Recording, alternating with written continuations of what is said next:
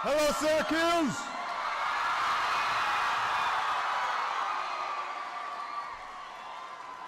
Yeah, it is good to be in Syracuse.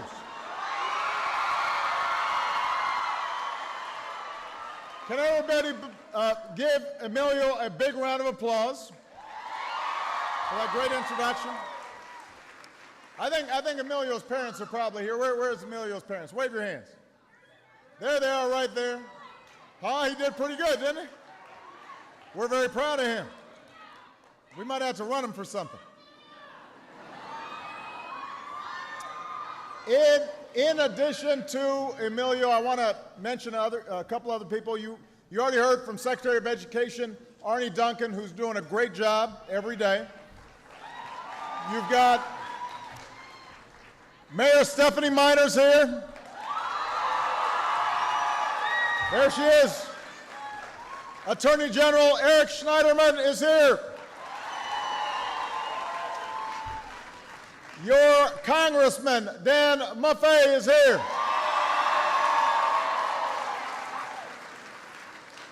The Superintendent of the Syracuse City School District, Sharon Contreras, is here.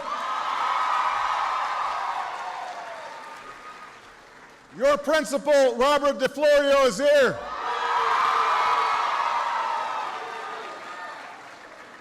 And most importantly, a bunch of students are here.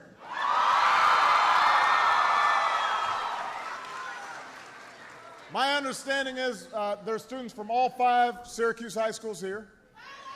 You got Cochran in the house. You got Fowler in the house. Nottingham,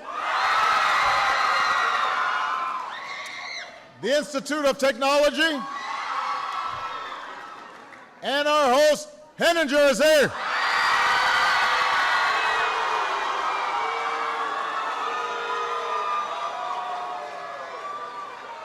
Oh, we're all one family. Now, I especially want to thank the students because I know you're still on summer vacation. You got a few more days. So taking the time to be here when you've still got a little bit, that last little bit of summer break, that's a big deal. And I'm very honored to be here with you. I am on a road trip. By the way, if people have seats, feel free to take a seat. I'm going to be talking for a while. If you got no seats, then don't sit down, because you will fall down.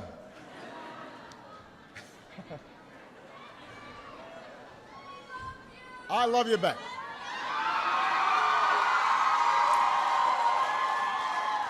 So I'm here on a road trip through New York into Pennsylvania.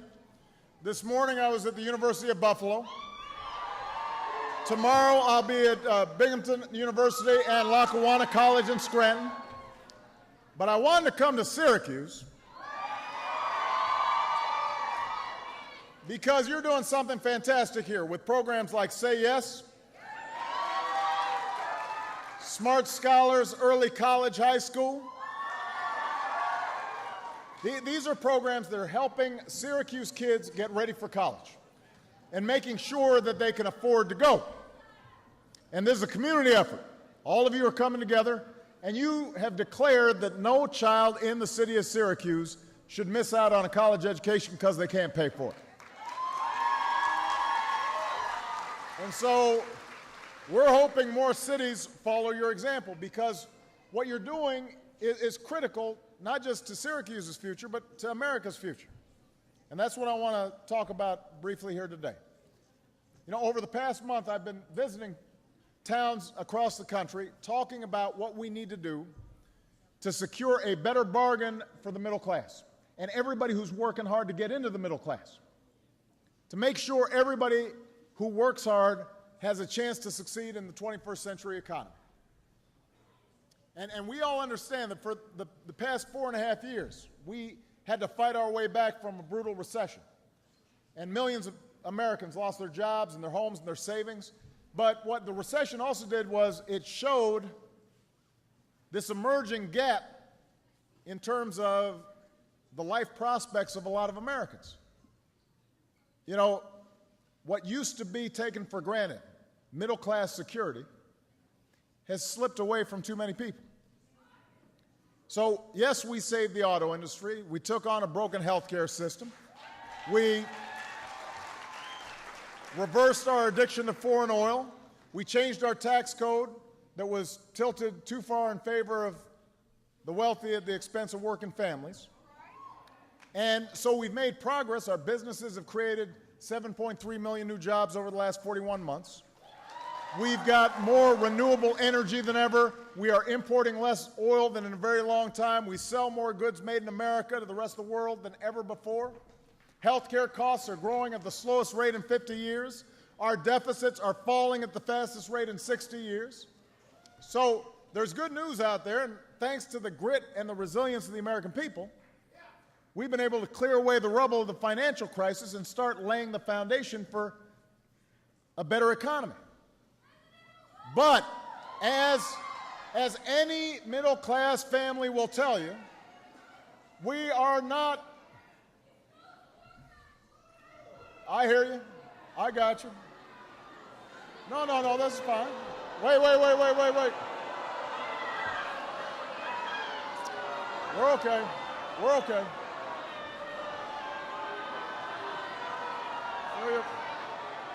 It's okay. Hold on a second. Hold on. Hello, everybody. Hello. Hey. Hold on. Hold on a minute, sir. Hold on.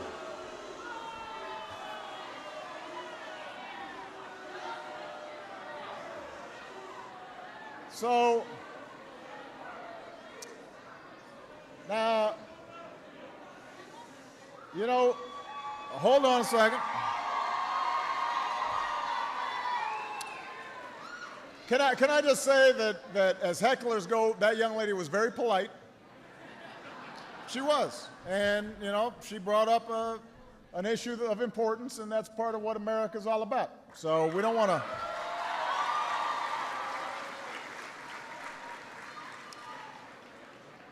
But what America's also all about is making sure the middle-class families succeed, and that people who work hard can get into the middle class.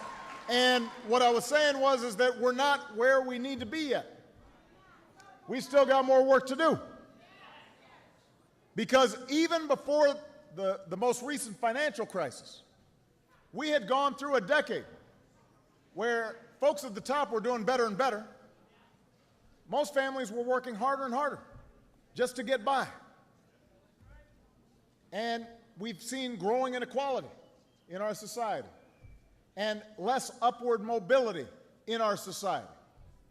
The idea used to be that here in America, anybody can make it. But part of that was because we put these ladders of opportunity for people. And unfortunately, what's happened is it's gotten tougher for a lot of folks. So we've got to reverse these trends. This has to be Washington's highest priority. How do we make sure everybody gets a fair shake? That's got to be our priority.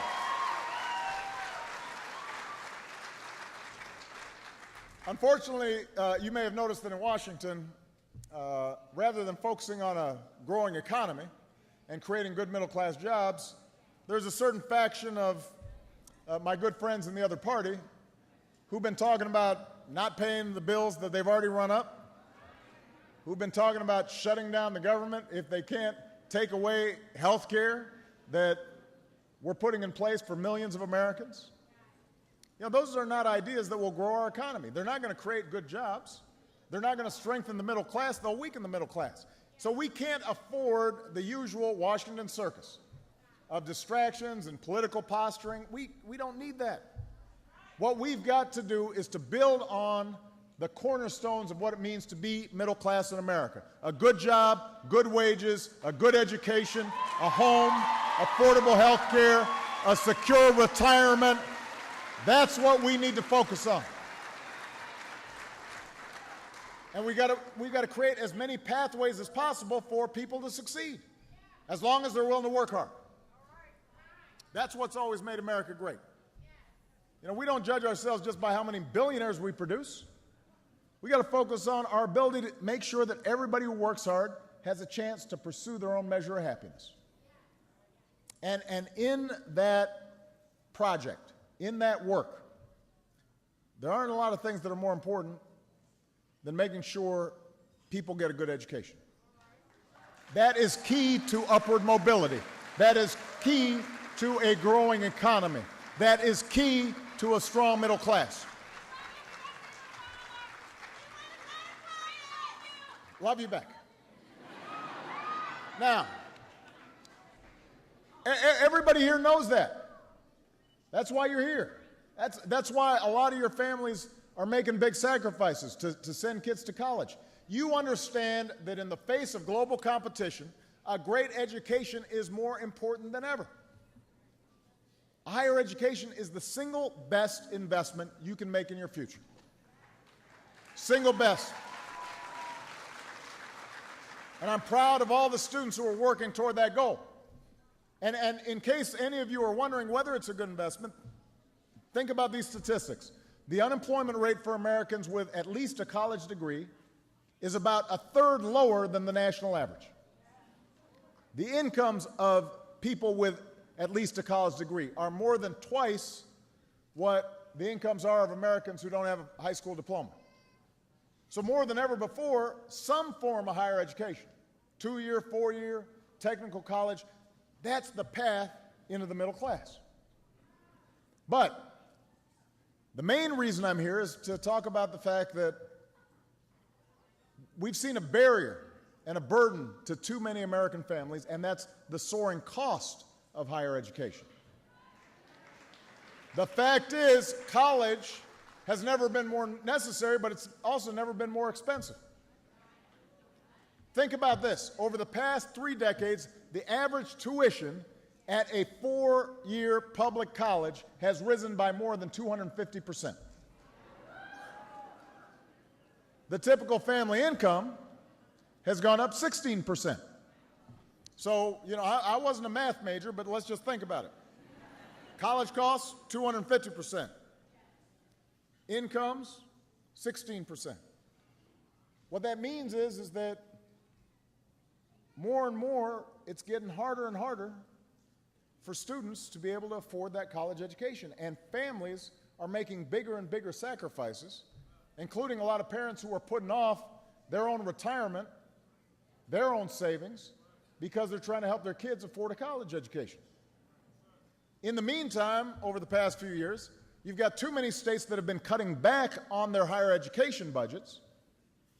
Colleges have not been cutting back on their costs, and so what you end up with is taxpayers putting in more money, students and families picking up the tab, but young people are still ending up with more debt. The average student who borrows for college now graduates owing more than $26,000. And a lot of young people owe a lot more than that.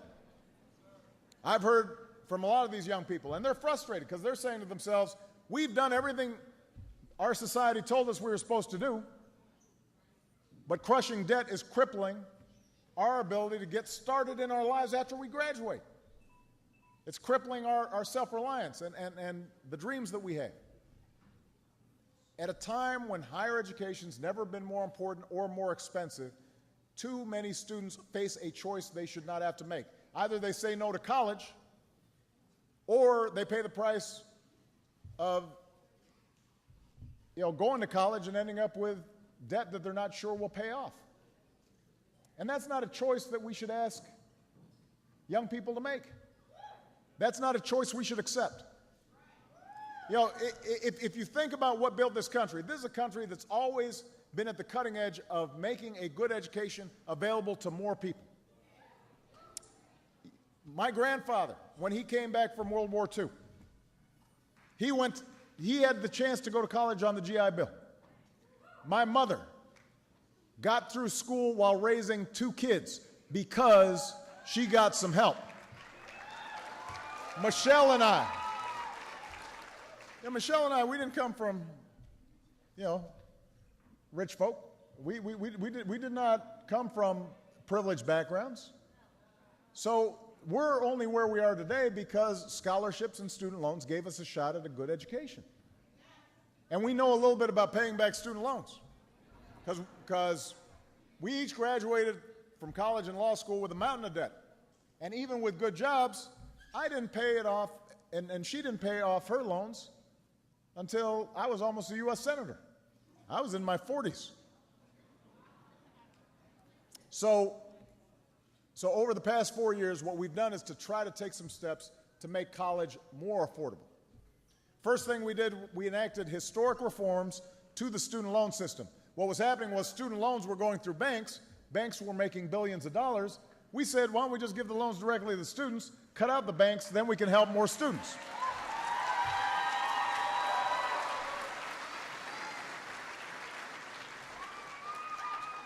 Then we set up a consumer watchdog that's already helping families and students sort through all the financial options so they really understand them and they're not ripped off by shady lenders. And we're providing more tools and resources for students and families trying to finance college.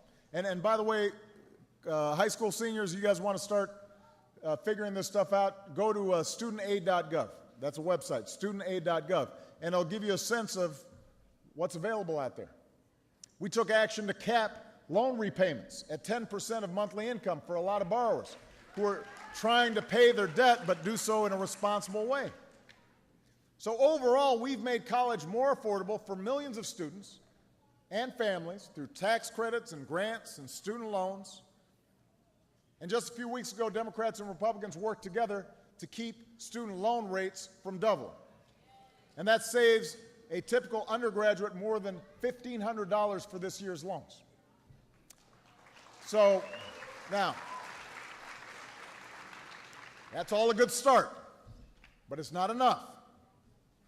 The system we have right now is unsustainable because if it keeps on going up 250% a year, your incomes are only going up 16%, not 250% a year, over a decade, but your incomes are only going up 16%. It's just at a certain point, it'll break the bank. There won't be enough federal aid to make up for the difference. And families at a certain point aren't going to be able to send their kids to school. And state legislatures, they can't just keep cutting support for public colleges and universities. Colleges can't just keep on raising tuition year after year and pushing these state cutbacks onto students and families, and federal taxpayers are not going to be able to make up all the difference. Our economy can't afford the $1 trillion in outstanding student loan debt. Because when young people have that much debt, that means they can't buy a home. It means they can't start the business that maybe they've got a great idea for. And we can't price the middle class and everybody working to get into the middle class out of a college education. It'll put our young generation of workers at a competitive disadvantage for years. So if higher education is still the best ticket to upward mobility in America, and it is, then we've got to make sure it's within reach. We've got to make sure that we are improving economic mobility, not making it worse. Higher education should not be a luxury. It is a necessity, an economic imperative that every family in America should be able to afford. So, now,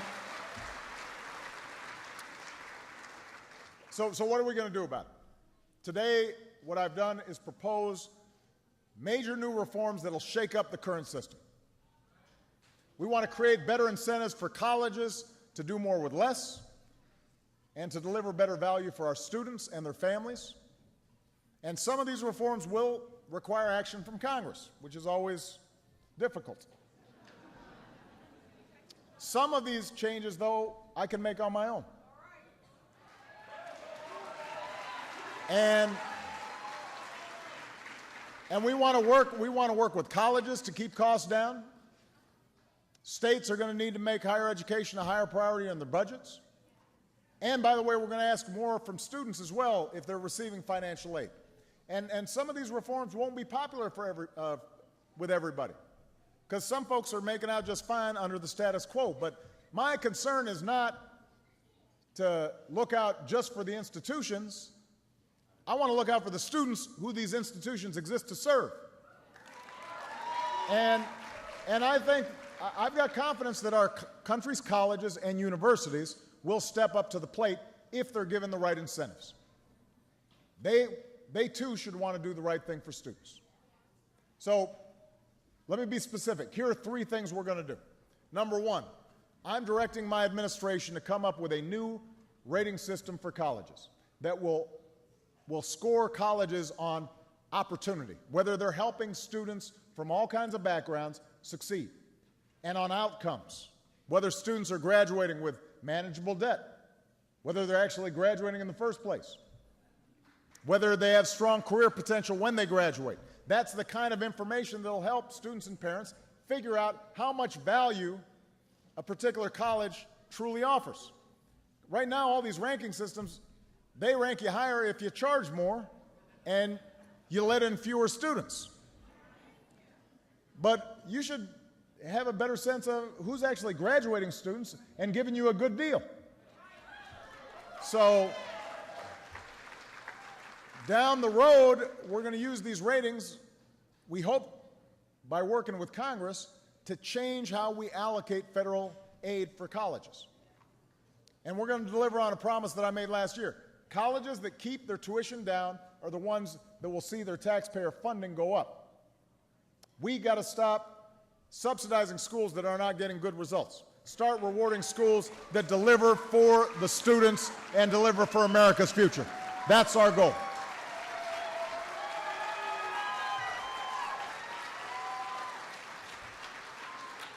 Our second goal, we want to encourage more colleges to embrace innovation, to try new ways of providing a great education without breaking the bank. A growing number of colleges across the country are testing some new approaches, so they're finding new ways, for example, to use online education to save time and money. Some are trying what you're doing right here in Syracuse, creating partnerships between high school and colleges so students can get an early jump on their degree, they can graduate faster. That means they're paying less in tuition. I want to see more schools and states get in the game so more students can get an education that costs less but still maintains high quality. And we know it can be done. It's just we got to get everybody doing it, not just a few schools or a few cities around the country. That's the second goal.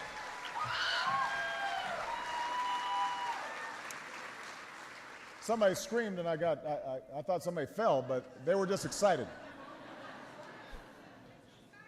Number 3, we're going to make sure that if you've taken on debt to earn your degree, that you can manage and afford it. You know, nobody wants to take on debt, but even if we do a good job controlling tuition costs, you know, some young people are still going to have to take out some loans. But, you know, we think of that as a good investment because it pays off in time, as long as it stays manageable, as long as you can pay it back. And remember, again, Michelle and I, we went through this. It took us a long time to pay off our student loans. But we could always manage it. It didn't get out of hand. And I don't want debt to keep young people, some who are here today, from going into professions like teaching, for example, that may not pay as much money, but are of huge value to the country. And I sure don't want young people not being able to buy a home or get married or start a business because they're so loaded down with debt.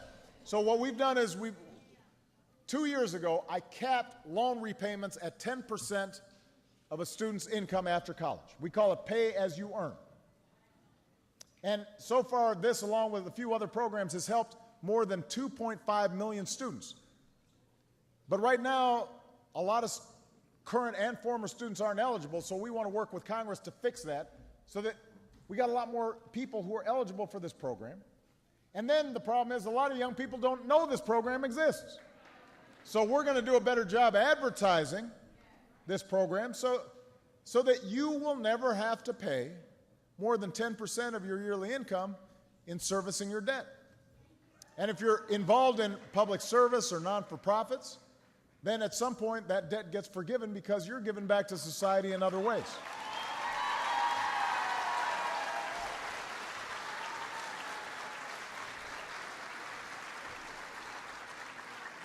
So we're gonna launch a campaign to help borrowers learn more about their options.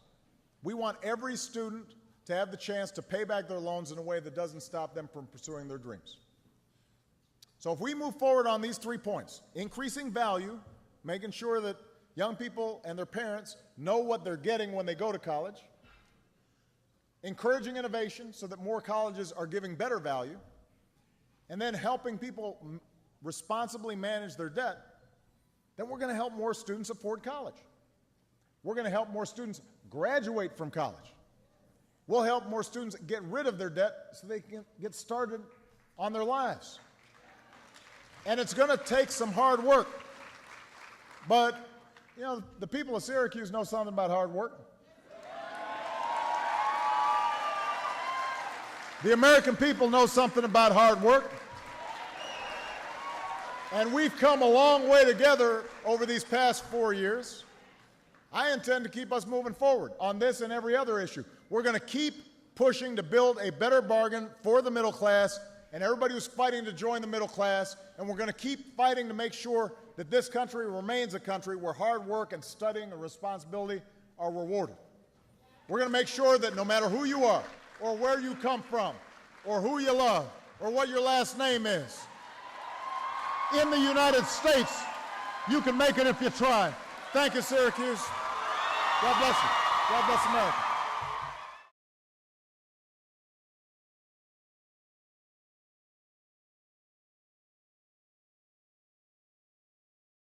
General Eric Schneiderman is here. Your Congressman, Dan Maffei, is here.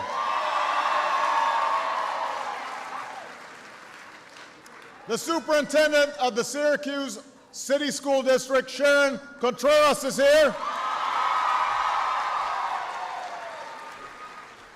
Your Principal, Robert DeFlorio, is here.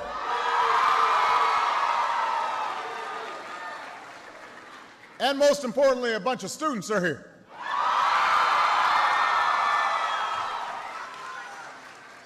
My understanding is there are students from all 5 Syracuse high schools here. You got Cochran in the house. You got Fowler in the house. Nottingham. The Institute of Technology. And our host, hello, Syracuse.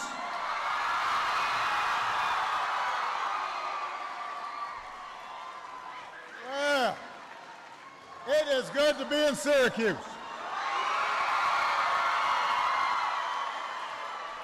Can everybody give Emilio a big round of applause for that great introduction? I think Emilio's parents are probably here. Where's Emilio's parents? Wave your hands. There they are right there. Oh, he did pretty good, didn't he? We're very proud of him. We might have to run him for something. In addition to Emilio, I want to mention a couple other people. You already heard from Secretary of Education Arnie Duncan, who's doing a great job every day. You've got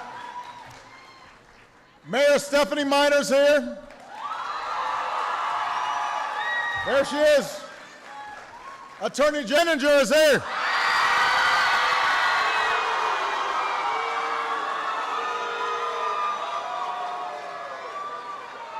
Oh, we're all one family. Now, I especially want to thank the students because I know you're still on summer vacation. You got a few more days.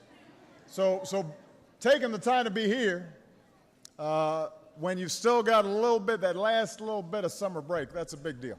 And I'm very honored to be here with you. I am on a road trip.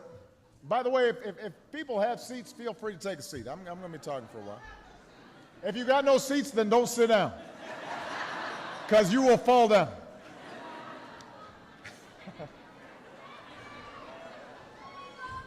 I love you back.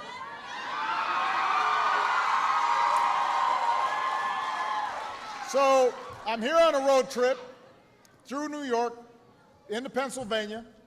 This morning I was at the University of Buffalo. Tomorrow I'll be at Binghamton University and Lackawanna College in Scranton. But I wanted to come to Syracuse Because you're doing something fantastic here with programs like Say Yes, Smart Scholars, Early College, High School. These are programs that are helping Syracuse kids get ready for college and making sure that they can afford to go. And this is a community effort. All of you are coming together, and you have declared that no child in the city of Syracuse should miss out on a college education because they can't pay for it. And so we're hoping more cities follow your example, because what you're doing is critical, not just to Syracuse's future, but to America's future. And that's what I want to talk about briefly here today.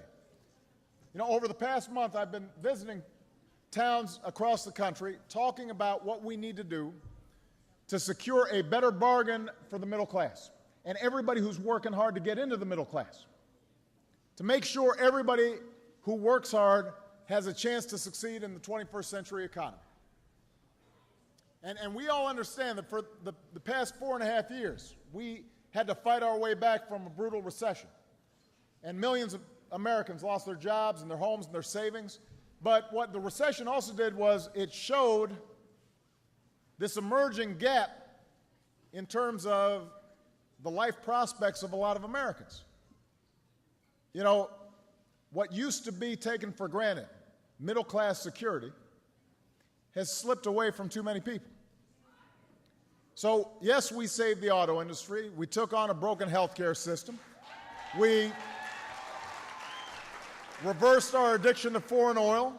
We changed our tax code that was tilted